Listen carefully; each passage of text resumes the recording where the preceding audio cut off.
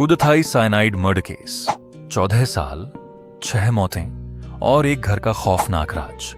केरल का एक छोटा सा गांव कुदथाई। साल 2002 से लेकर 2016 तक इस परिवार में एक के बाद एक 6 लोगों की मौत हुई। हर मौत अलग लगती थी।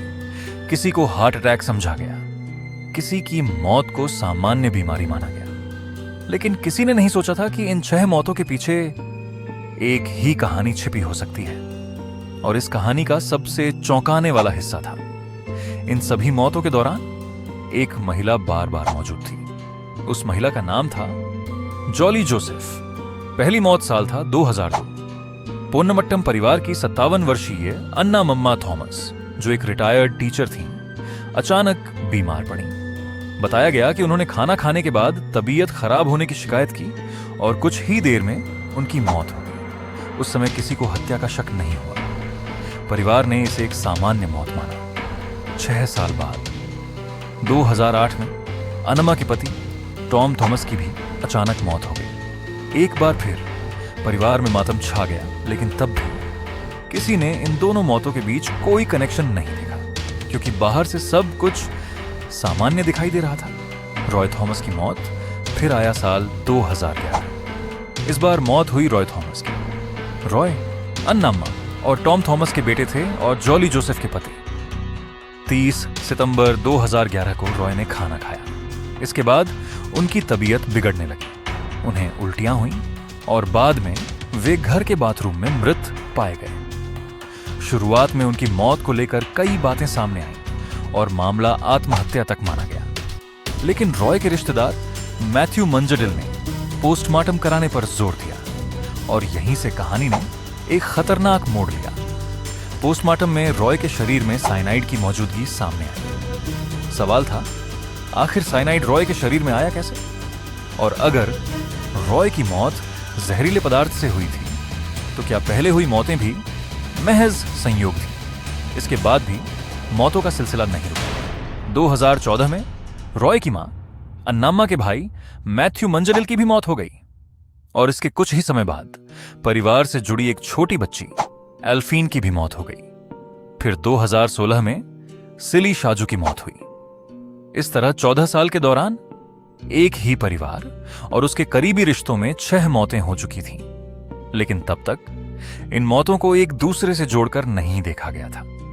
फिर एक शिकायत ने पूरी कहानी बदल दी। रॉय के भाई रोजी थॉमस, जो अमेरिका में रहते थे, को इन मौतों को लेकर शक होने लगा।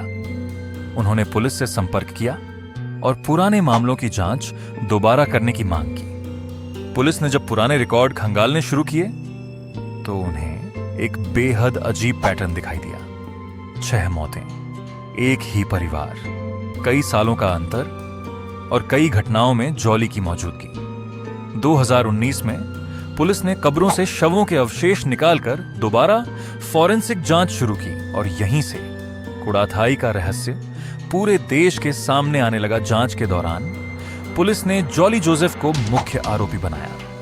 पुलिस के अनुसार जॉली ने इन मौतों को अंजाम देने के लिए जहरीले पदार्थों का इस्तेमाल किया था।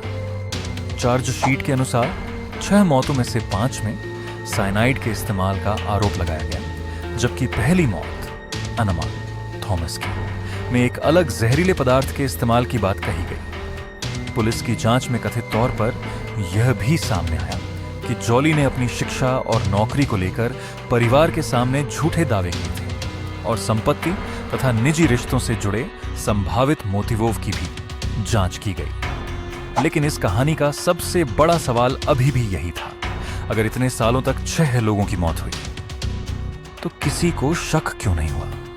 सबसे बड़ा ट्विस्ट, जांच के दौरान पुलिस ने जॉली के अलावा 2 अन्य लोगों को भी आरोपी बनाया। पुलिस का आरोप था कि इन लोगों ने साइनाइड उपलब्ध कराने में उसकी मदद की। 2019 में जॉली और अन्य आरोपियों की गिरफ्तारी के बाद मामले में अलग अलग हत्याओं को लेकर चार्जशीट दाखिल की गई। लेकिन यहां एक जरूरी बात समझना भी जरूरी है। बाद की फॉरेंसिक रिपोर्टों में सभी मृतकों के अवशेषों में साइनाइड नहीं पाया गया। इसलिए इस मामले के हर तथ्य को पुलिस के आरोप, चार्जशीट और उपलब्ध फॉरेंसिक सबूतों के संदर्भ में ही समझना चाहिए। कुदथाई की कहानी सिर्फ 6 मौतों की कहानी नहीं है। यह कहानी है एक ऐसे रहस्य की जो 14 साल तक एक परिवार के बीच छिपा रहा। मौतें होती रहीं, लोग उन्हें सामान्य समझते रहे, लेकिन जब एक व्यक्ति ने सवाल पूछना शुरू किया तो पुरानी मौतों की पूरी कहानी फिर से खुल गई। और शायद इस केस की सबसे डरावनी बात यही है, कभी कभी सबसे बड़ा रहस्य किसी सुनसान जगह पर नहीं बल्कि हमारे बिल्कुल करीब छिपा होता है।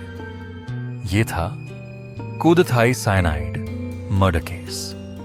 अगर आपको ऐसी रियल लाइफ क्राइम डॉक्यूमेंट्रीज पसंद है तो अगली कहानी के लिए जुड़े रहिए।